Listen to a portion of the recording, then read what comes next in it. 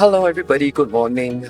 Woke up to the news of fresh cooling measures in the residential market. Well, my few thoughts about it, just a quick one. One is I think that we should always remain prudent in our property purchases in the first place.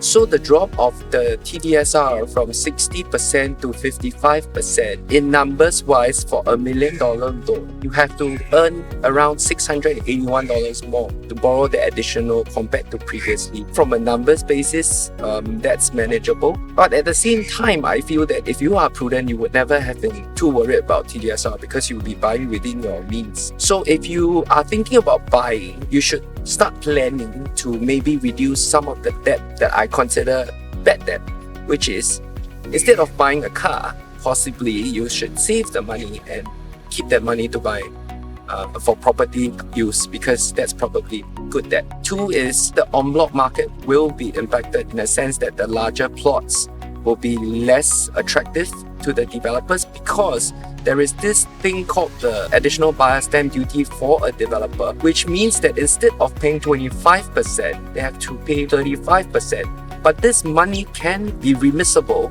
if they finish selling every single one of their units within 5 years, which means that a project that has more units will require them to sell out in the same period of time. So a smaller and more prime plot will probably be more palatable for a developer in this current market.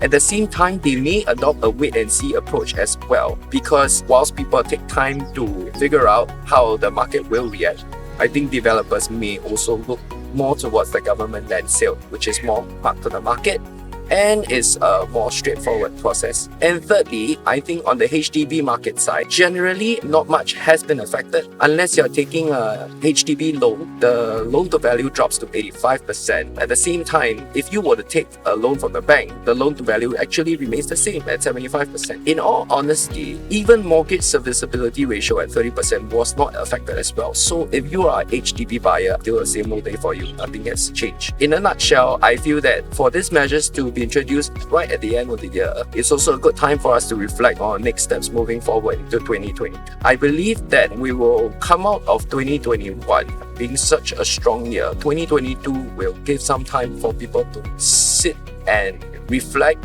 and going into 2022, really consider what are your needs versus your wants. It will be a needs-driven year. In 2022, prudency will be a key theme whilst we continue to address inflation issues globally and in Singapore as well. So these are just my few points. Just feel free to comment below. Thank you.